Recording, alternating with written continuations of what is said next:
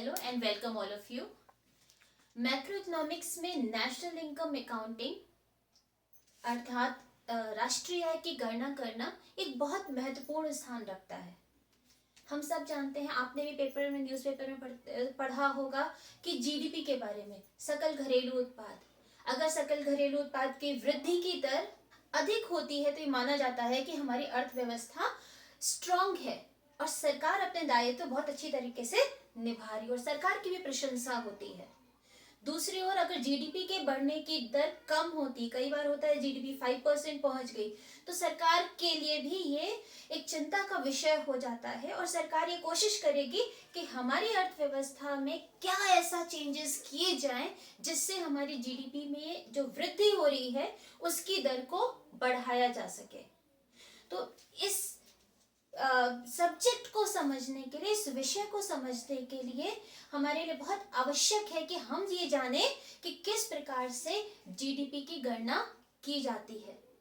तो जीडीपी या देश की आय की गणना करने से पहले, उसकी विधियों को पढ़ने से पहले कुछ आधारभूत कॉन्सेप्ट्स होते हैं, कुछ अवधारणाएं होती हैं जिन्हें हमें जानना आवश्यक है, जिनके आधार जो प्री रिक्विजिट है हमें ये समझने के लिए कि राष्ट्रीय आय या जीडीपी की गणना किस प्रकार से की जाती है। तो इस अवधारणा में आज हम ये बहुत सारी अवधारणाएं हैं, तो इसीलिए हमने इसे दो पार्ट्स में डिवाइड किया हुआ है। तो फर्स्ट पार्ट में हम सबसे पहले पढ़ेंगे घरेलू सीमा।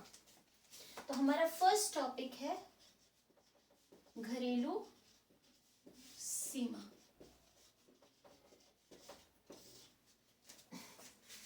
घरेलू सीमा की जो अवधारणा है वो इसलिए समझना होता है जिससे हमें ये पता चले कि कौन कौन सी आय हमारी जीडीपी में इंक्लूड की जाएंगी, कौन सी आय हमारी जीडीपी में शामिल की जाएंगी। क्योंकि जीडीपी का अगर आपने पढ़ा होगा, सकल घरेलू उत्पाद या ग्रॉस डोमेस्टिक प्रोडक्ट होता है। दैट मीन्स घरेलू सीमा में जो भी वस्तुएं उत्पादित होती हैं, अंतिम वस्तुएं, उनकी मूल्य का कुल जोड़। तो सबसे पहले भौगोलिक सीमा के बारे में बात करते हैं। भौगोलिक सीमा क्या होती है? भौगोलिक सीमा, ये हमने एक भारत का मानचित्र बना के रखा हुआ है। बहुत अच्छी ड्राइंग तो नहीं है, लेकिन हाँ, समझने के लिए आई थिंक काफी होगा। तो भारत के मानचित्र में ये जो हमने आउटलाइनिंग की हुई है, ये हमारे भारत की भौगोलिक सीमा है। इसके बाद यहाँ पे जो वाटर टेरिटोरियल एरिया है, जो वाटर एरिया है, समुद्री क्षेत्र है, वो भी 22 किलोमीटर तक, जिसे हम 14 माइल्स कहेंगे, 14 मील तक जो है हमारी भारत की घरेलू सीमा होगी। टेरिटोरियल वाटर क्या है ये, और इसके ऊपर का जितना हवा का क्षेत्र है, वायु क्षेत्र है, ये हमारी घरेलू सीमा में इंक्लूड होगा। तो जब घरेलू सीमा की बात करते हैं तो वो भौगोलिक सीमा होती है जिसमें वस्तुओं और सेवाओं का उत्पादन हम इंक्लूड करते हैं। लेकिन इसके अलावा बहुत सारी ऐसी जगह होती है जो हमारी ज्योग्राफिकल या भौगोलिक सीमा में तो नहीं है, लेकिन फिर भी हमारी घरेलू सीमा में इंक्लूड होगी। इसको हम घरेलू सीमा को आर्थिक सीमा भी कहते हैं। तो सबसे पहली चीज है इसमें जो इंक्लूड हो रही है वो जहाजी तथा वायु सेवाएं।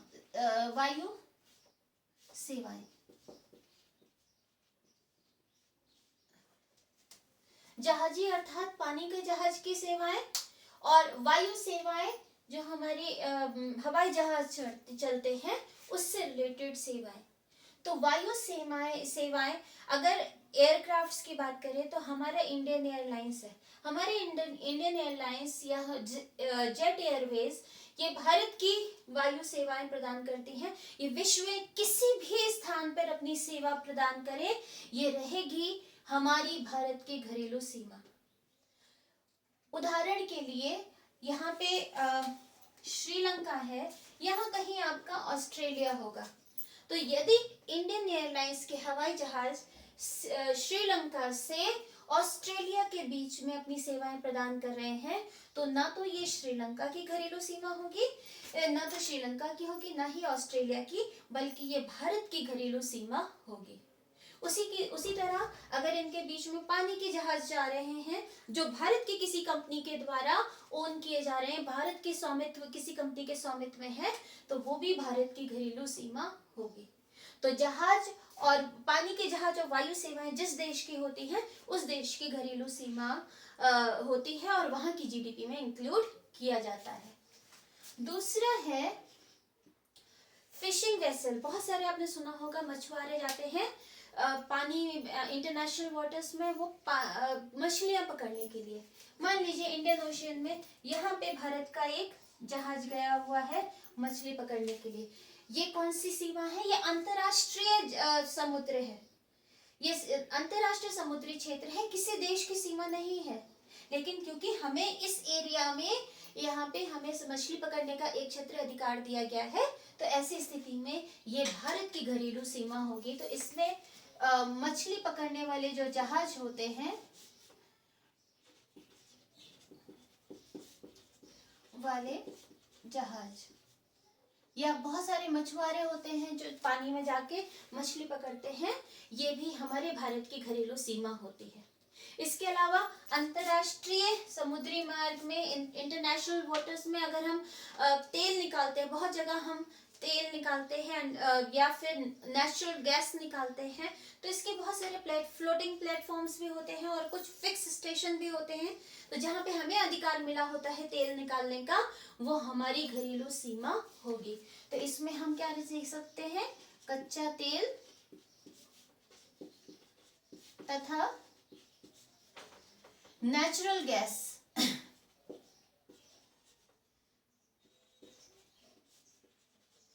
जो हमारी नेचुरल गैस है और तेल है, ये जहां भी हमें निकालने का अधिकार मिला हुआ, वो भले ही वो एरिया कहीं पे भी हो, रहेगी हमारे भारत की घरेलू सीमा।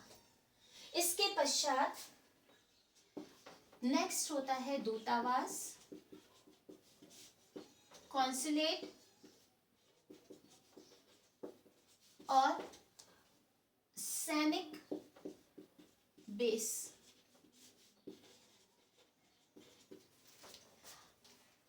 हम सब जानते हैं कि विश्व के सभी देशों में सभी देश के दूतावास स्थित होते हैं।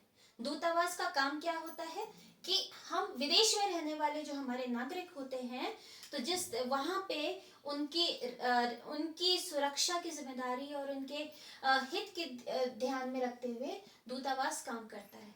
तो प्रत्येक देश का दूतावास हर एक देश में होता है। जैसे भारत का दूतावास यूनाइटेड स्टेट्स ऑफ अमेरिका में भी होगा, ब्रिटेन में भी होगा, जापान में भी होगा, चाइना में भी होगा। तो दैट मीन्स हमारा दूतावास जिस भी देश में है, मान लीजिए भारतीय दूतावास जापान में है, तो वो घरेलू सीमा भले ही वो जापान की भौगोलिक सीमा में है, लेकिन घरेलू सीमा वो भारत की होगी। तो दूतावास जिस देश का दूतावास होता है उस देश की घरेलू सीमा होती है। उसी तरीके से कॉन्सुलेट, कुछ ऐसे देश होते हैं जहां से हम अपने विशेष संबंध बनाना चाहते हैं, आर्थिक और राजनीतिक संबंधों को मजबूत करना चाहते हैं, तो वहां पर हम कुछ ऑफिशियल सेंटर्स खोलते हैं जिसे बोलते हैं कॉन्सुलेट। वहां पे जो कॉन्सुलेट में काम करने वाले जो कर्मचारी होते हैं, वहां पे जो आय जनरेट होती है, वो जो क्षेत्र होता है, वो भी हमारी घरेलू सीमा है। जिस देश का कॉन्सुलेट होगा उस देश की घरेलू सीमा होती है।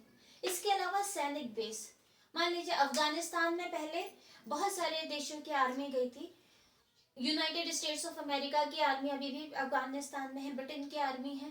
तो किसी भी देश की भौगोलिक सीमा हो, लेकिन जिस देश की आर्मी का बेस होता है, सैनिक बेस होता है, उस देश की वो घरेलू सीमा में शामिल होता है।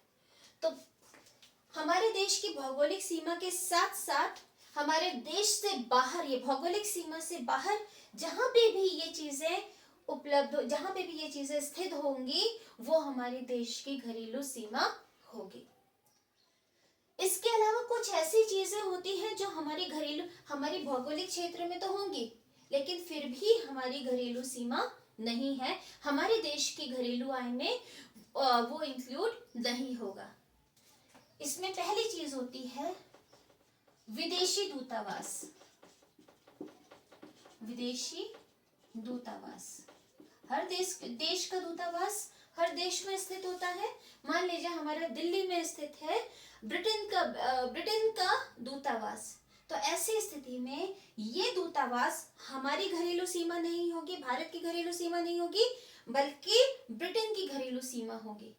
मान लीजिए ये बगल में हमारा श्रीलंका है, श्रीलंका का दूतावास दिल्ली में स्थित है, तो वो घरेलू सीमा भारत की नहीं होगी बल्कि श्रीलंका की घरेलू सीमा होगी, क्योंकि यहाँ पर श्रीलंका की सरकार का अधिकार होगा।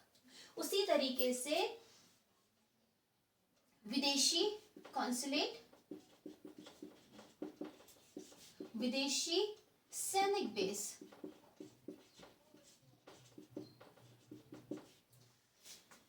ये भी हमारे देश में स्थित तो कई बार होता है। विदेशी सैनिक बेस दूसरे देश में जाकर अपना काम करते हैं, तो वो बेस जिस देश का होगा उस देश की घरेलू सीमा होगी। मान लीजिए भारत में ब्रिटेन की आर्मी है या भारत में यूएस की आर्मी है, अपना काम कर रही है, तो ऐसी स्थिति में वो घरेलू सीमा हमारी नहीं होगी, यूएस की या ब्रिटेन की होगी।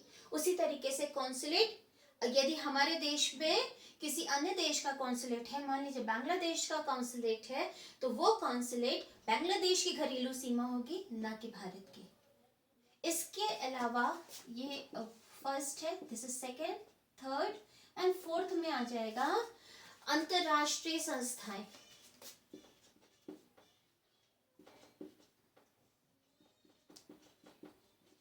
अंतरराष्ट्रीय संस्थान, अंतरराष्ट्रीय संस्थाएं जैसे यूएनओ,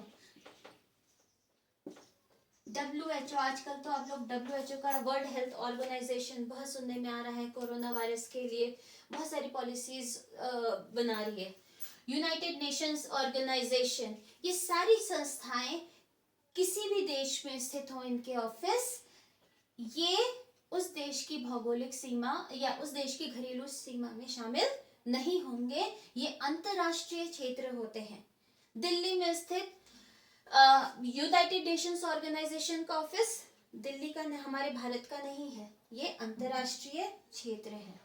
तो घरेलू सीमा में क्या क्या चीजें इंक्लूड होंगी, हमारे देश की भौगोलिक सीमा में जो भी आय जनरेट होगी, इसके अलावा बाहर में यदि हमारी जहाजी सेवाएं या वायु सेवाएं काम कर रही हैं, मछली पकड़ने वाले जहाज या तेल या नेचुरल गैस काम के जो क्षेत्र हैं, तथा दूतावास, कॉन्सुलेट और सैनिक बेस, ये हमारे देश के किसी भी, विश्व के किसी भी स्थान पर अगर कार्य करेंगे तो हमारे देश की घरेलू सीमा होगी। इसमें एक और चीज है, फिफ्थ पॉइंट है विदेशी जहाजी और वायु सेवाएं। विदेशी जहाजी तथा वायु सेवा, मान लीजिए जापान का जहाज, पानी का जहाज हमारे श्रीलंका से भारत के बीच में ऑपरेट कर रहा है। जहाज कहाँ का है? जापान का है, वो जापान में नहीं है, भारत के हार्बर पे खड़ा होके भारत और श्रीलंका के बीच में सर्विसेज दे रहा है, तो वो घरेलू सीमा हमारे भारत की नहीं होगी। इंटरनेशनल ये वाटर क्षेत्र तो हमारा हो गया, लेकिन वो जहाजी सेवा जापान की घरेलू सेवा होगी। उसी तरीके से मान लीजिए यूएस का वायुयान है, यूएस का वायुयान दिल्ली से मुंबई के बीच में अपनी सर्विसेज दे रहा है, तो वो भारत की भौगोलिक सीमा नहीं होगी, वो यूएस की भौगोलिक सीमा हो, यूएस की घरेलू सीमा होगी, भले ही वो फ्लाइट सर्विसेज हमारे देश के अंदर दे रहा है।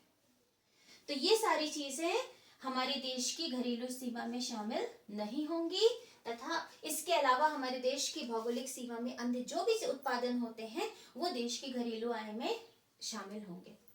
यूनाइटेड नेशंस ऑर्गेनाइजेशन ने जो डेफिनेशन दी है घरेलू सीमा की, उसके अनुसार घरेलू सीमा, जिसे हम आर्थिक सीमा भी कहते हैं, घरेलू सीमा या आर्थिक सीमा वह भौगोलिक सीमा होती है जिसके अंदर सरकार के नियंत्रण में, देश की सरकार के नियंत्रण में देश के लोग, वस्तुएं और पूंजी स्वतंत्र रूप से गतिशील होती है। दैट मीन्स अगर हम यहाँ से पैसा अपने जापान में स्थित दूतावास में भेज रहे हैं, तो फिर वहां पे अधिकार किसका है, वहां पे पैसे कैसे खर्च किए जाएंगे, क्या होगा, ये सारी चीजें हमारे देश की दिल्ली सरकार के अंडर में आएंगी। तो भौगोलिक सीमा क्या होते, आर्थिक सीमा क्या होती है, जिसके अंदर देश की सरकार का एक छत्र नियंत्रण होता है। देश के लोग, देश की पूंजी और देश की वस्तुएं स्वतंत्र रूप से गतिशील होती है। इसकी इंपॉर्टेंस क्या है? इसकी इंपॉर्टेंस, घरेलू सीमा जानने की इंपॉर्टेंस ये है जिससे हम जब घरेलू आय निकाले तो फिर हमें पता होना चाहिए कि कहाँ कहाँ पे जनरेटेड आय, कहाँ कहाँ पे सृजित आय हम अपनी घरेलू आय में जोड़ेंगे। नेक्स्ट कॉन्सेप्ट है सामान्य निवासी। ये तो अभी तक हमने घरेलू सीमा के बारे में पढ़ा, ये आय हमारी घरेलू आय थी। इसके बाद होती है राष्ट्रीय आय। राष्ट्रीय आय सामान्य निवासियों की आय होती है। ये हमारा सेकंड कॉन्सेप्ट है, सामान्य निवासी। सामान्य, हम लोगों ने सुना होगा नॉन रेजिडेंट इंडियन के बारे में। नॉन रेजिडेंट इंडियन क्या होते हैं? जो भारतीय तो है, नागरिक तो है भारत के, लेकिन भारत के निवासी नहीं है, तो उनकी आय हमारी राष्ट्रीय आय में नहीं जुड़ेगी। तो हमें सबसे पहले देखना होगा कि राष्ट्रीय आय में किसकी इनकम को हम जोड़ेंगे, कहाँ पे आय सृजित हो रही है जिसे हम जोड़ेंगे। तो इसके लिए सबसे पहले हमें इस बात का ज्ञान होना चाहिए कि ये सामान्य निवासी है कौन, क्योंकि सामान्य निवासियों की आय ही राष्ट्रीय आय में जुड़ती है। घरेलू आय में तो हमने घरेलू सीमा की आय जोड़ी थी, लेकिन जब हम राष्ट्रीय आय की गणना करेंगे तो फिर देखेंगे कि जिसने आय जनरेट की है वो आय हमारी राष्ट्र सामान्य निवासी है अथवा नहीं है। तो सामान्य निवासी की जो सिंपल डेफिनेशन होती है उसके अकॉर्डिंग सामान्य निवासी वो होते हैं जो एक किसी क्षेत्र में रह रहे होते हैं तथा उनकी आर्थिक रुचि का केंद्र भी वहां पे होता है। तो सामान्य निवासी वो व्यक्ति होते हैं, ये व्यक्ति भी होते हैं सामान्य निवासी, और ये संस्थाएं भी हो सकती हैं।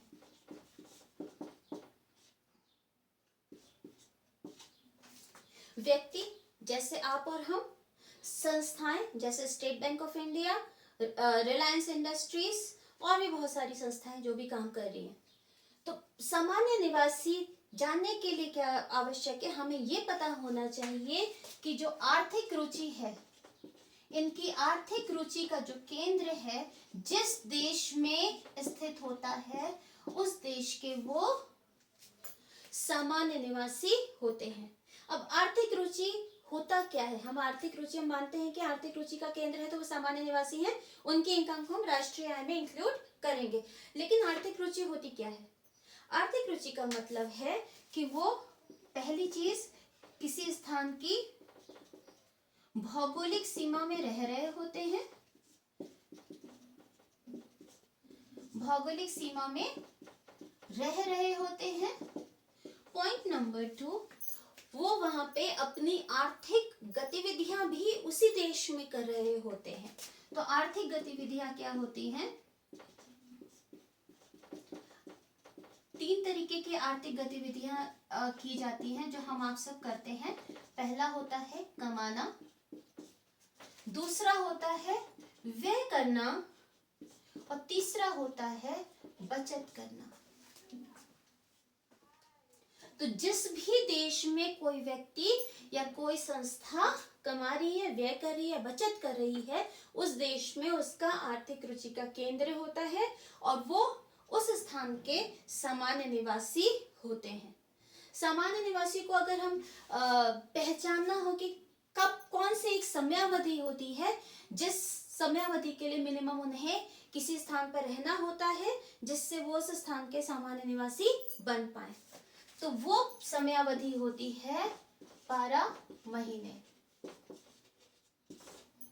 कोई व्यक्ति किसी स्थान पर अगर 12 महीने से अधिक अवधि में रह रहा है तो उसकी आय उस देश की राष्ट्रीय आय में इंक्लूड होगी।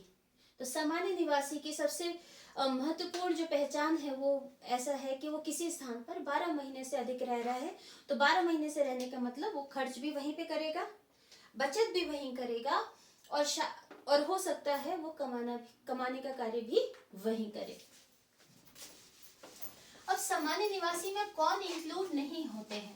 बहुत से लोग हो रहे हैं जो किसी अन्य देश में रह तो रहे हैं लेकिन वो उस स्थान के सामान्य निवासी नहीं है। तो पॉइंट नंबर 1 है पर्यटक। कौन से पर्यटक? विदेशी पर्यटक। विदेशी पर्यटक जो अन्य देश में किसी भी काम से जा सकते हैं, घूमने भी जा सकते हैं, आप और हम छुट्टियां मनाने जाते हैं। इसके अलावा कोई बीमारी का ट्रीटमेंट कराने जाते हैं, या कहीं पे जैसे T20 का मैच होता है, फुटबॉल मैच हुआ तो बाहर से लोग देखने आते हैं, या हम लोग बाहर देखने जाते हैं। तो इस तरीके से मैच आदि देखने के लिए और पढ़ाई लिखाई आदि करने के लिए यदि हम बाहर जाते हैं तो हम उस देश के सामान्य निवासी नहीं होंगे, क्योंकि यूजुअली इन सब कार्य के लिए हमें 12 महीने से कम का समय लगता है। आप पढ़ने जाएंगे तो ऑब्वियसली आप पूरे 12 महीने नहीं रहेंगे, कुछ महीने ही पढ़ के वापस आ जाएंगे। लेकिन अगर सपोज कीजिए आप वहीं पे रह गए तो फिर सामान्य निवासी आप उस स्थान के हो जाएंगे। तो पर्यटक चाहे वो घूमने गए हों, चाहे पढ़ाई करने गए हों, चाहे स्पोर्ट्स के लिए गए हों, किसी भी चीज के लिए दूसरे स्थान पर गए हैं, दूसरे देश में गए हैं, तो उस देश के सामान्य निवासी नहीं होंगे। नेक्स्ट है अंतरराष्ट्रीय संस्थाएं। अंतरराष्ट्रीय संस्थाएं। अंतरराष्ट्रीय संस्थाएं अभी हमने डिस्कस किया था, जैसे UNO, WHO, IMF, international monetary fund. ये सारी संस्थाएं अंतरराष्ट्रीय क्षेत्र होते हैं और ये अंतरराष्ट्रीय निवासी होते हैं। ये संस्थाएं किसी देश की सामान्य निवासी नहीं होते हैं और इसीलिए इनकी आय उस देश की राष्ट्रीय आय में इंक्लूड नहीं होगी। इसके अलावा थर्ड क्या इंक्लूड नहीं होगा राष्ट्रीय आय में, या कौन सामान्य निवासी नहीं होते हैं? तो नेक्स्ट है, ये जो संस्थाएं हैं अंतरराष्ट्रीय संस्थाएं हैं, इनमें कार्यरत जो विदेशी ऑफिशियल्स हैं, विदेशी लोग हैं, वो उस देश की सामान्य नागरिक नहीं होंगे। अगर हम बात करें भारत की, भारत में यूनाइटेड नेशंस ऑर्गेनाइजेशन का ऑफिस दिल्ली में है, WHO का ऑफिस है दिल्ली में। तो WHO के ऑफिस में अगर यूनाइटेड स्टेट्स ऑफ अमेरिका के लोग काम कर रहे हैं तो वो सामान्य निवासी भारत के नहीं होंगे बल्कि US के होंगे। या न्यूजीलैंड के लोग काम कर रहे हैं WHO में, तो न्यूजीलैंड, तो वो WHO में, मान लीजिए दिल्ली में WHO में न्यूजीलैंड के, जापान के, अन्य देशों के लोग काम कर रहे हैं, तो वो भारत के सामान्य निवासी नहीं होंगे बल्कि उस देश के सामान्य निवासी होंगे जहाँ के वो नागरिक हैं। अगर न्यूजीलैंड का कोई व्यक्ति हमारे यहाँ पे काम कर रहा है दिल्ली में किसी अंतरराष्ट्रीय संस्था में, तो फिर वहां पे वो सामान्य निवासी हमारे देश का नहीं होगा। इसके पश्चात सामान्य बॉर्डर वर्कर्स की बात हम करते हैं। बॉर्डर वर्कर्स, देश का बॉर्डर आपने सुना होगा, जैसे नेपाल का बॉर्डर होता है, या भूटान का बॉर्डर है, बांग्लादेश का बॉर्डर है। तो बॉर्डर पर जो लोग रह रहे होते हैं वो पड़ोसी देश में भी आमतौर पर आते जाते रहते हैं, काम करते हैं। जैसे नेपाल से बहुत सारे लोग होते हैं जो सुबह भारत आते हैं, काम करते हैं, शाम को अपने देश में पुनः वापस लौट जाते हैं। तो बॉर्डर पे रहने वाले लोग जो किसी अन्य बगल वाले देश में जाके काम करते हैं, पड़ोसी देश में काम करते हैं, तो वो उस देश के सामान्य निवासी होंगे जिस देश में वो रह रहे होते हैं। तो बॉर्डर, अगर एक नेपाल का व्यक्ति भारत में आके काम कर रहा है तो कमाने का काम तो कर रहा है, लेकिन रहना और बचाना और व्यय करने का कार्य उसका नेपाल में हो रहा है, रहने का काम वो नेपाल में कर रहा है, तो इसलिए सामान्य निवासी वो व्यक्ति नेपाल का होगा। तो बॉर्डर निवासी में व्यक्ति जिस देश में रह रहा होता है उस देश का वो निवासी होता है। तो इसीलिए बॉर्डर वर्कर्स सामान्य निवासी, अगर हमारा नेपाल से कोई आ रहा है तो भारत के सामान्य निवासी नहीं होंगे। तो ये कौन है जो सामान्य निवासी में शामिल नहीं होते हैं? ये हमने क्या किया, ये सामान्य निवासी नहीं है किसी देश के, इसके अलावा एक और चीज है, विदेशी ऑफिशियल्स। बहुत सारे लोग क्या होते हैं, फॉरेन के लोग होते हैं जो मीटिंग के लिए आते हैं। विदेशी अफसर सरकारी अफसर होते हैं जो मीटिंग के लिए अन्य देश में जाते हैं, या फिर सैनिक अन्य देश में जाते हैं। तो ये कुछ समय के लिए जाते हैं, अपना काम करते हैं और वहां से वापस आ जाते हैं। तो ये भी सामान्य निवासी उस क्षेत्र के नहीं होंगे।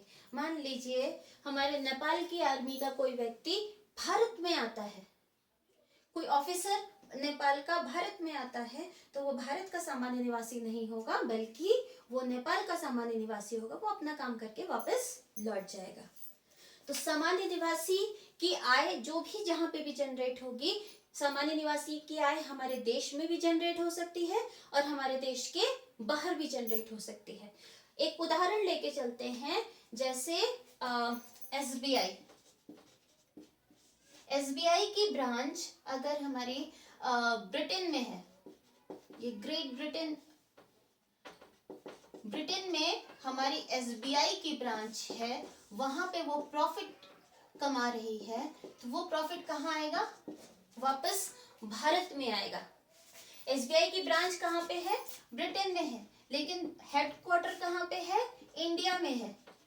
तो ऐसी स्थिति में ब्रिटेन में जो भी प्रॉफिट हमारा कमाया जाएगा एसबीआई के द्वारा, वो हमारे देश में वापस आएगा।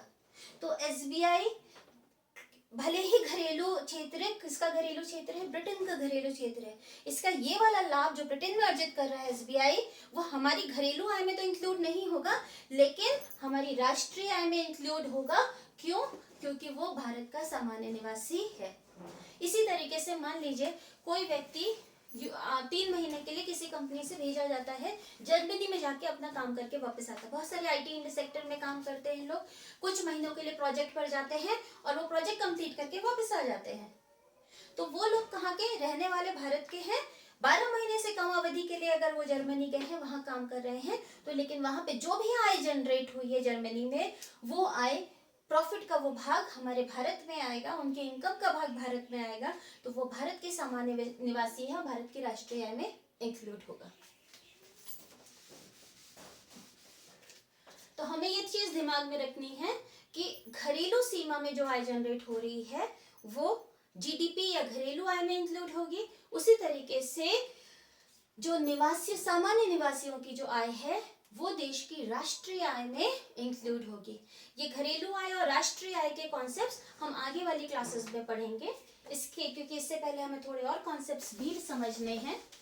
नेक्स्ट कॉन्सेप्ट है कारक आय और हस्तांतरण आय। थर्ड कॉन्सेप्ट है हमारा कारक आय तथा हस्तांतरण आय।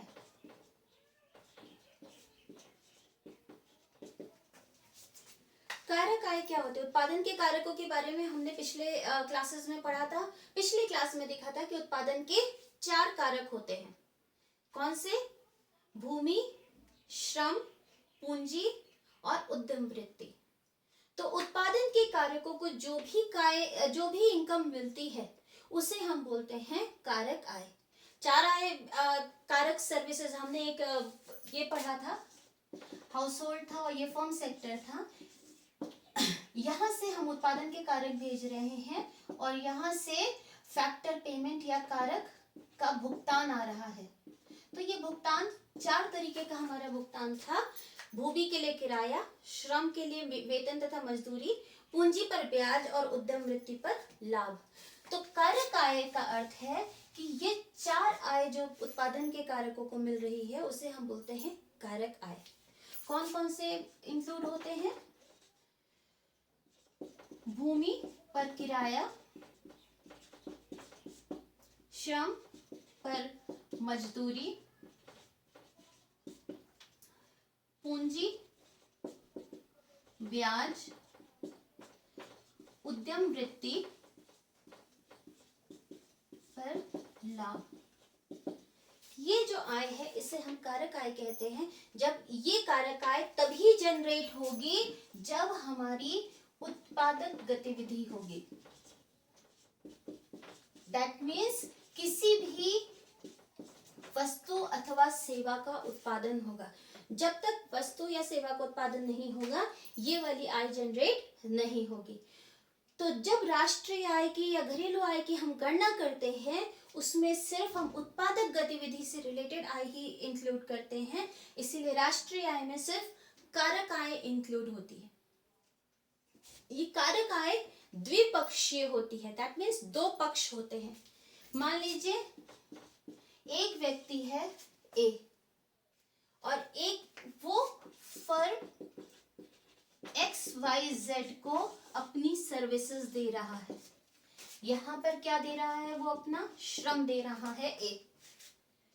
इस श्रम के बदले फर्म क्या देगी? इसको मजदूरी देगी ऑब्लिक वेतन।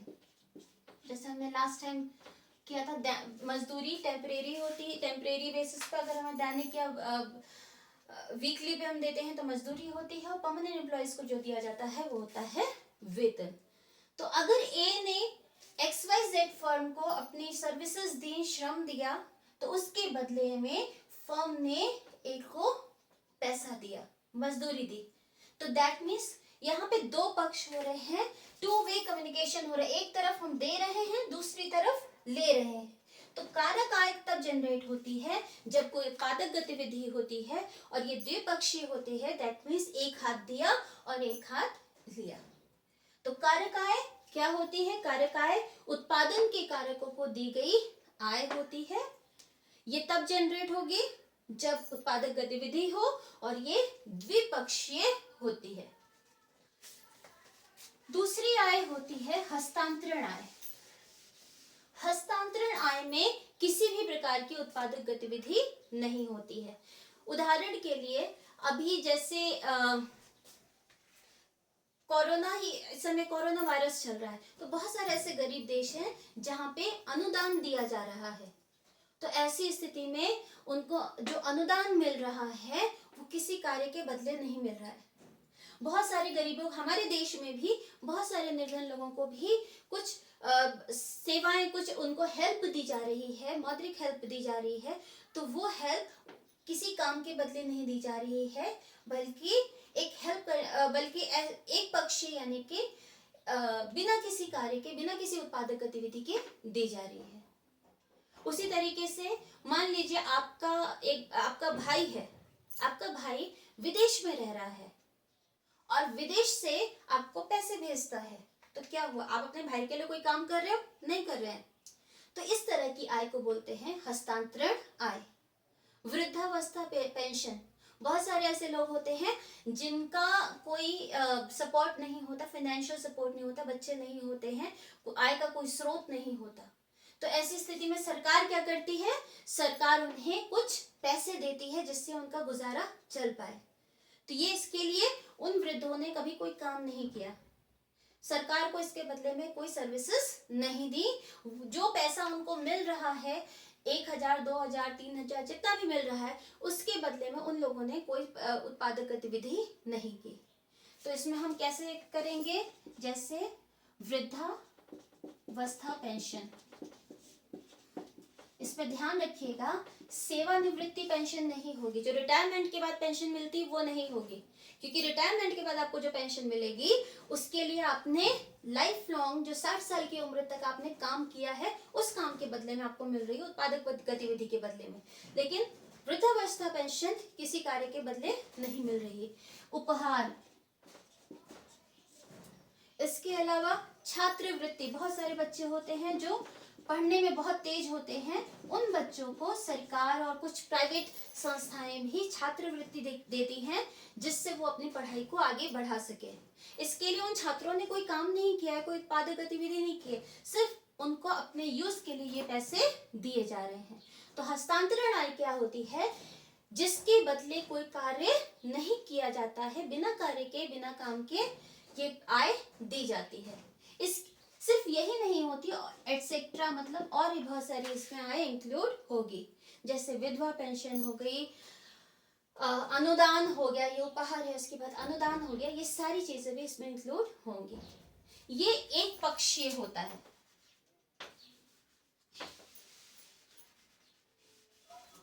ये जो आय होती है, हस्तांतरण आय, वो एक पक्षीय होती है। दैट मीन्स आपने इसके बदले कुछ नहीं दिया। मान लीजिए ये कोई XYZ फर्म है, ये कोई चैरिटी चला रही है, ये एक फर्म है जो चैरिटी भी करती है और चैरिटी में वो निर्धनों को धन दे रही है। तो मान लीजिए इसने चैरिटी में ए को 1000 रुपए दिए, लेकिन इसके बदले ए व्यक्ति ने XYZ के लिए कोई काम नहीं किया। तो ये वाला जो ट्रांसफर है, इसे ये एक पक्षीय होता है जो बिना किसी कार्य के दिया जाता है, इसे हस्तांतरण आय बोलते हैं। अब कारक आय और हस्तांतरण आय की इंपॉर्टेंस क्या है? हमें जब राष्ट्रीय आय की गणना करनी होती है, डेफिनेशन से ही जीडीपी की क्लियर है कि एक लेखा वर्ष में एक देश में उत्पादित सभी अंतिम वस्तुओं और सेवाओं के मूल्य के कुल जोड़ को जीडीपी कहते हैं। तो हम वर्ड उसमें एक क्षेत्र में उत्पादित सभी अंतिम वस्तुएं और सेवाएं, तो किसका मूल्य जोड़ रहे हैं? उत्पादन की गई हुई, प्रोड्यूस की गई वस्तु और सेवा के मूल्य को जोड़ रहे हैं। तो यहाँ पे हम किसी चीज का उत्पादन नहीं कर रहे हैं, तो इसीलिए हस्तांतरण आय किसी उत्पादक गतिविधि की वजह से नहीं मिलती है, इसीलिए इसे हमें राष्ट्रीय आय में इंक्लूड नहीं करेंगे। तो जब राष्ट्रीय आय की गणना करेंगे तो सिर्फ और सिर्फ कारक आय को इंक्लूड करेंगे, हस्तांतरण आय को नहीं करेंगे। नेक्स्ट कॉन्सेप्ट है अंतिम वस्तु और मध्यवर्ती वस्तु। इस वीडियो का हमारा ये लास्ट कॉन्सेप्ट है। इसके बाद के कॉन्सेप्ट हम नेक्स्ट वीडियो में करेंगे। तथा मध्यवर्ती वस्तु, अंतिम वस्तु क्या होती है? अंतिम वस्तु अगर हम आम भाषा में लेमैन लैंग्वेज में यूज करें तो अंतिम वस्तु अंतिम प्रयोगकर्ता के द्वारा के द्वारा खरीदी जाने वाली वस्तु होती है। अंतिम प्रयोगकर्ता, मान लीजिए मैंने ये मार्कर खरीदा है, तो ये मार्कर मैं कहीं आगे नहीं बेचने वाली हूँ और ना ही इस मार्कर से कोई मूल्य वृद्धि हो रही है। तो ऐसी स्थिति में ये वस्तु अंतिम वस्तु हो जाएगी। तो अंतिम वस्तु क्या होती है? अंतिम वस्तुएं वे वस्तुएं होती हैं जो अंतिम प्रयोगकर्ता के द्वारा खरीदी जाती हैं। दो प्रकार के लोग इसे खरीदते हैं। पहला है उत्पादक और दूसरा है उपभोक्ता। जैसे हमने कपड़े खरीदे, राशन खरीदा, बर्गर खरीदा, पिज्जा खरीदा, या फिर किचन के लिए चीनी, दाल आदि खरीदी। ये सारी चीजें हम अपने प्रयोग के लिए अंतिम प्रयोगकर्ता यानी कि मैं अपने प्रयोग के लिए खरीदूंगी, आप अपने प्रयोग के लिए खरीदेंगे, हम इसे आगे कहीं बेचेंगे नहीं। तो इसलिए ये वस्तुएं कौन सी हो गई? उपभोक्ता वस्तुएं हो गई, जिसे उपभोक्ताओं ने खरीदी है। उसी तरीके से उत्पादक भी खरीदते हैं। ये वस्तुएं उत्पादकों के द्वारा भी खरीदी जाती हैं। फॉर एग्जाम्पल, उपभोक्ता कौन सी वस्तुएं खरीदते हैं? उपभोक्ता वस्तु जो हम और आप अपने यूज के लिए खरीदते हैं। उत्पादक क्या खरीदेंगे? पूंजीगत वस्तु। पूंजीगत वस्तु खरीदेंगे जिससे वो अन्य वस्तुओं का उत्पादन कर सके। फॉर एग्जाम्पल, एक कपड़ा बनाने वाली मिल है, तो कपड़े की मिल कैसे कपड़ा बनाएगी? वो कॉटन लेगी और कॉटन से धागा बनाएगी और धागे के बाद धागे से वो कपड़ा बनाएगी। इसके लिए उसे बहुत सारी मशीन्स चाहिए होती है। वो मशीन वो आगे नहीं बेचेंगे, लेकिन उस मशीन का प्रयोग करके वो किसी अन्य वस्तु का उत्पादन करेंगे। तो पूंजीगत वस्तु वो होती है जिसका प्रयोग करके वो अन्य वस्तु का उत्पादन करते हैं उत्पादक इकाइयां, लेकिन ये उत्पादन की जो प्रक्रिया होती है उसके दौरान ये वस्तुएं समाप्त नहीं होती, बल्कि इनका प्रयोग बार बार किया जाता है। तो इस तरह की वस्तुओं को बोलते हैं पूंजीगत वस्तु।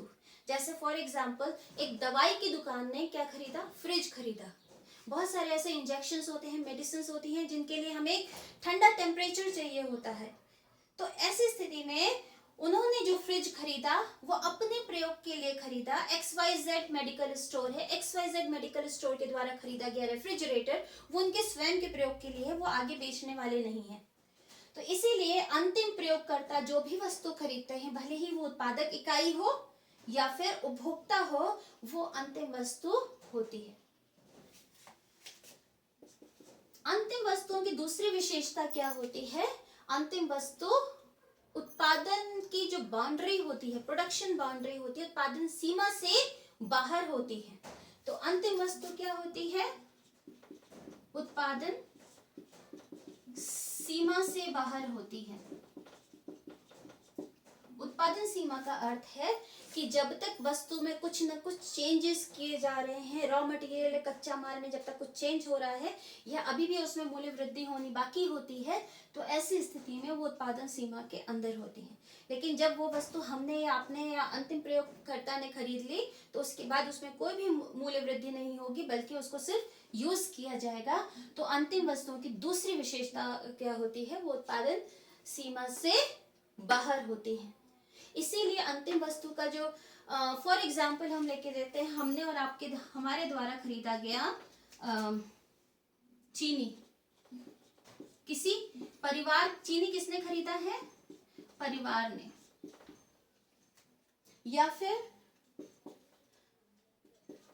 किसी फर्म ने एक कंप्यूटर खरीदा है। कंप्यूटर किसने खरीदा, XYZ फर्म ने कंप्यूटर खरीदा। तो इन चीजों को वो आगे नहीं ट्रांसफर करेंगे, बल्कि इन चीजों को अपने प्रयोग के लिए रख रहे हैं, तो ये वस्तु अंतिम वस्तु होती है। नेक्स्ट हम आते हैं मध्यवर्ती वस्तु पर। मध्यवर्ती वस्तु क्या होती है, वे वस्तुएं होती हैं जिनका प्रयोग हम किसी अन्य वस्तु के उत्पादन के लिए करते हैं। तो इनका प्रयोग क्या होता है, अंतिम प्रयोगकर्ता नहीं होते, बल्कि इनका प्रयोग अन्य वस्तु के उत्पादन में होता है। जैसे चीनी खरीदी गई, हमने यहाँ एग्जांपल दिया, परिवार के द्वारा चीनी खरीदी। लेकिन अगर एक मिठाई की दुकान ने चीनी खरीदी है, तो वो क्या करेगा, उस चीनी से को खोए में डालेगा और उस खोए से उस चीनी से अन्य मिठाइयां बनाएगा। या फिर इसी जनरल स्टोर ने चीनी खरीदी, हम जाते हैं जनरल स्टोर से जाके राशन लेके आते हैं, तो अगर जनरल स्टोर वाले ने चीनी खरीदी है, तो वो अपने लिए नहीं खरीदी है, वो आगे बेचने के लिए खरीदी है। उस चीनी में वो अपना कमीशन जोड़ेंगे और उसके बाद फिर आगे उसको बेचेंगे। तो इस तरीके से जो ये वाली वस्तु होती है, मध्यवर्ती वस्तुएं होती हैं, उनका प्रयोग किसी अन्य वस्तु के उत्पादन में किया जाता है। और इसको खरीदने वाले कौन होते हैं, हमेशा उत्पादक इकाइयां होती हैं। कौन खरीदता है इन्हें, उत्पादक इकाइयां। और यहाँ पे हम एक वर्ड यूज होता है B2B। B2B means business to business. ये जो खरीद होती है बिजनेस टू बिजनेस के बीच में खरीद होती है हमेशा, यहाँ पे भी हो सकती है, लेकिन यहाँ पे होने वाली जो परचेजेस है वो हमेशा बिजनेस टू बिजनेस होंगी। एक उत्पादक इकाई, एक उत्पादक किसी दूसरे उत्पादक से खरीदेगा। फॉर एग्जाम्पल, एक कपड़ा बनाने वाला व्यक्ति धागा खरीदता है, या कोई एक टेलर या बुटीक कहीं ना कहीं से कपड़ा खरीदेगा, उसके बाद मटेरियल को तैयार करके मार्केट में सेल करेगा। तो उस बुटीक के जो मालिक है, बुटीक क्या है, उत्पादक यूनिट है, उसने कहीं से कपड़ा खरीदा, वो कपड़ा बेचने वाला भी उत्पादक इकाई है। तो ये हमेशा ट्रांजैक्शन, जो सौदे होते हैं, ये उत्पादक इकाइयों के बीच में होते हैं, business to business. Second point इसमें है, उत्पादन सीमा के अंदर होती है। उत्पादन सीमा के अंदर होते हैं। ये वस्तु उत्पादन सीमा के अंदर होते हैं। दैट मीन्स इसमें दो चीजें हो सकती हैं, या तो इनके रूप में अभी कोई चेंज होना बाकी है। तो पहला क्या हो सकता है, या तो रूप में परिवर्तन होना है अभी, जैसे चमड़ा, चमड़े से क्या बनता है, पर्स बनते हैं, बैग्स बनते हैं, जूते बनते हैं। तो जहां पे चमड़े की, तो चमड़ा अभी किसी ने खरीदा है, तो चमड़े में जब उसके बाद उसके रूप में कुछ ना कुछ परिवर्तन करेगा। एज इट इज नहीं है, इतना बड़ा चमड़े का उसने बेल खरीदा, तो वो पूरी बेल अपना रूप बाद में चेंज करेगी। उससे क्या बनेगा, वो चाहे जूते का आकार ले ले, चाहे पर्स का आकार ले ले, चाहे बैग का आकार ले ले, चाहे बेल्ट का आकार ले। तो इसका मतलब इसके रूप में परिवर्तन। दूसरा, उत्पादन सीमा के अंदर होने का मतलब है इसके मूल्य में वृद्धि होनी अभी बाकी है। दैट मीन्स मूल्य में वृद्धि होनी बाकी है। मूल्य में वृद्धि होनी बाकी मतलब, उदाहरण के लिए एक कपड़े की दुकान में हम जाते हैं, कपड़े स्टोर पे जाएंगे, मान लीजिए लिवाइस का स्टोर है, लिवाइस पर हम क्या खरीदने जाते हैं, जीन्स खरीदने जाएंगे या शर्ट्स खरीदेंगे लिवाइस से। लेकिन उस लिवाइस के स्टोर के मालिक ने भी तो वो शर्ट कहीं और से खरीदी होगी या जीन्स कहीं और से खरीदी होगी, फैक्ट्री से खरीदी है। तो एक लिवाइस स्टोर के मालिक ने फैक्ट्री से खरीदी है, तो जीन्स तो एज इट इज आ गई, अब रूप में कोई चेंज नहीं होगा। जो कम फैक्ट्री ने जीन्स जैसे बना के दी है, स्टोर का मालिक भी उसको आगे वैसे ही बेचेगा, तो रूप में परिवर्तन नहीं हुआ, लेकिन उसके मूल्य में वृद्धि होगी। मान लीजिए लिवाइस स्टोर के मालिक ने वो जीन्स खरीदी 500 की, इतनी सस्ती आती नहीं है, एक और 1 लगा देते हैं, तो 1500 की जीन्स खरीदी। आपको वो 1500 में नहीं बेचेगा, बल्कि इसमें अपना कमीशन जोड़ेगा और उसके बाद आपको वो जीन्स बेचेगा 2500 रुपए में। इसका मतलब क्या हुआ, मूल्य जो 1500 था उसमें वृद्धि हुई और मूल्य वृद्धि हो गया, वो मूल्य वृद्धि 2500 की हो गई। तो उत्पादन सीमा के अंदर होने का मतलब है या तो रूप में भी परिवर्तन होना बाकी है अथवा उसके मूल्य में वृद्धि होनी बाकी है। हम एग्जाम्पल दे देते हैं, जो अब एग्जाम्पल आपको दोनों दिए हैं वो सेम।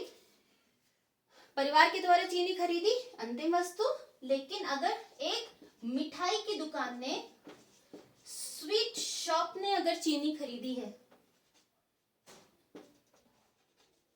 चीनी खरीदी, तो वो जो स्वीट शॉप ने चीनी खरीदी वो मध्यवर्ती वस्तु है। क्यों?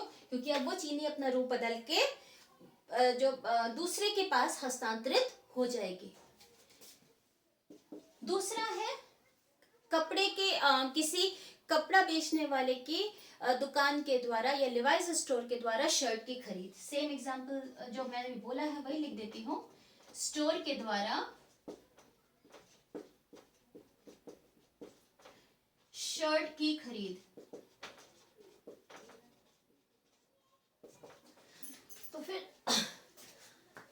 आई थिंक ये कॉन्सेप्ट क्लियर होगा। अंतिम वस्तु सिर्फ आप दिमाग में इतना रखिए कि अंतिम प्रयोगकर्ता के द्वारा खरीदी जा रही है, चाहे वो उत्पादक वह हो चाहे उपभोक्ता। इसमें अब कोई मूल्य वृद्धि होनी बाकी नहीं है, ना रूप में परिवर्तन होना है। मध्यवर्ती वस्तु का अर्थ है कि जहां पे हम उस जिस वस्तु का प्रयोग अन्य वस्तुओं के उत्पादन में करते हैं, अथवा इसमें या तो रूप में परिवर्तन होगा या मूल्य वृद्धि होनी बाकी है। अब इंपॉर्टेंस क्या है, हम अंतिम वस्तु मध्यवर्ती वस्तु हमने ये कॉन्सेप्ट पढ़ा, इसकी इंपॉर्टेंस नेशनल इनकम अकाउंटिंग में क्या है। नेशनल इनकम जब हम कैलकुलेट करेंगे उस समय हम सिर्फ अंतिम वस्तुओं के मूल्य को ही जोड़ेंगे। तो यहाँ पे आपका 4th पॉइंट बनेगा, इसका जो मूल्य है वो घरेलू आय तथा राष्ट्रीय आय दोनों में जोड़ा जाएगा, दोनों में जोड़ेंगे। जबकि मध्यवर्ती वस्तुओं का मूल्य हम अलग से नहीं जोड़ते हैं, क्योंकि इनका मूल्य ऑटोमेटिकली अंतिम वस्तु के मूल्य में इंक्लूड होता है, तो इसे हम अलग से राष्ट्रीय आय में नहीं जोड़ेंगे। एग्जाम्पल जैसे चीनी का है, आप अगर स्वीट शॉप ने 10 रुपए की चीनी खरीदी है और 200 रुपए की मिठाई बेची है, तो उसमें 200 की मिठाई में वो 10 रुपए की चीनी का मूल्य ऑलरेडी जुड़ा हुआ है, इसलिए वो चीनी का अलग से हम 10 रुपए नहीं जोड़ेंगे। तो इसीलिए अंतिम वस्तुओं का मूल्य हम राष्ट्रीय आय और घरेलू आय दोनों में जोड़ेंगे, जबकि मध्यवर्ती वस्तुओं का मूल्य नहीं जोड़ेंगे। यदि हम मध्यवर्ती वस्तु का मूल्य जोड़ेंगे तो समस्या क्या उत्पन्न होती है?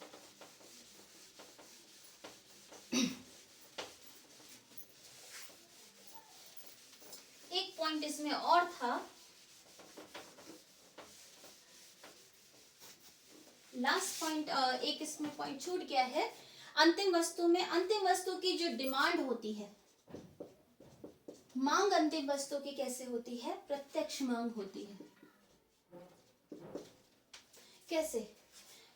मुझे खाने का मन हो रहा है, मेरे घर में चीनी खत्म हो गई, मुझे चाय पीनी है, कॉफी पीनी है, या स्वीट्स खीर बनानी है, तो ऐसी स्थिति में मैं मार्केट जाऊंगी, चीनी खरीद के आऊंगी।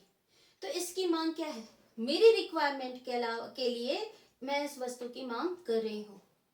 चीनी मैं क्यों खरीद रही हूँ? कि चीनी मुझे प्रत्यक्ष रूप से संतुष्टि प्रदान करे। मैं कपड़े खरीद के लाती हूँ, मोबाइल खरीद के लाऊंगी, तो क्यों लेके आऊंगी? जिससे मेरी संतुष्टि हो, मुझे अच्छा लगे। जबकि मध्यवर्ती वस्तुओं की जो मांग होती है वो अप्रत्यक्ष होती है। अप्रत्यक्ष मांग का मतलब है प्रत्यक्ष रूप से इसकी कोई मांग नहीं, इसकी मांग डिपेंड करेगी अंतिम वस्तु की मांग पर। अगर शर्ट की मांग नहीं हो तो शर्ट बनाने वाले कपड़े की मांग भी नहीं होगी। लिवाइस स्टोर पे हमने शर्ट की बात कही, तो मैं लिवाइस पर अगर शर्ट खरीदने जा रही हूँ तभी लिवाइस प्रोडक्शन करेगा, और जब प्रोडक्शन करेगा तभी वो शर्ट के लिए कपड़ा खरीदेगा। तो मध्यवर्ती वस्तुओं की मांग अप्रत्यक्ष होती है, इसका मतलब इसकी मांग अंतिम वस्तु की मांग पर निर्भर करती है। ओके, समस्या हम डिस्कस करने जा रहे थे कि हम मध्यवर्ती वस्तु के मूल्य को अगर हम राष्ट्रीय आय में जोड़ देंगे तो क्या समस्या उत्पन्न होगी। उससे उत्पन्न होने वाली समस्या का नाम है दोहरी गणना की समस्या।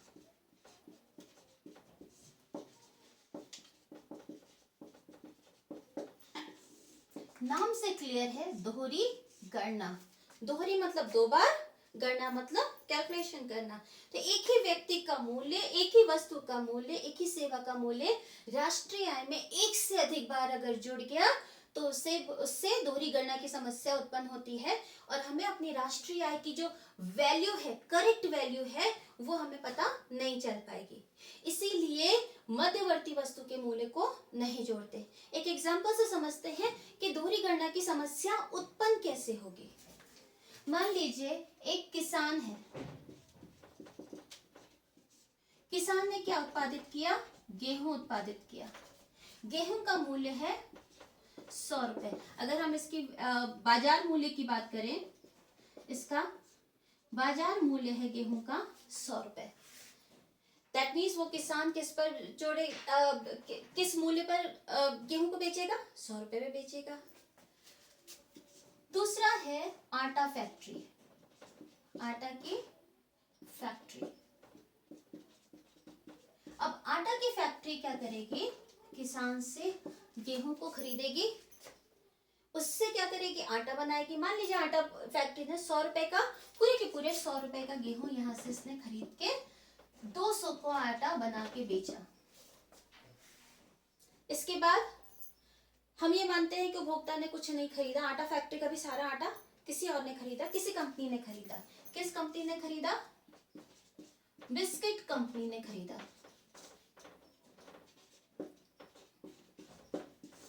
और 500 रुपए के बिस्किट को बना के मार्केट में बेच दिया। अब क्या होगा?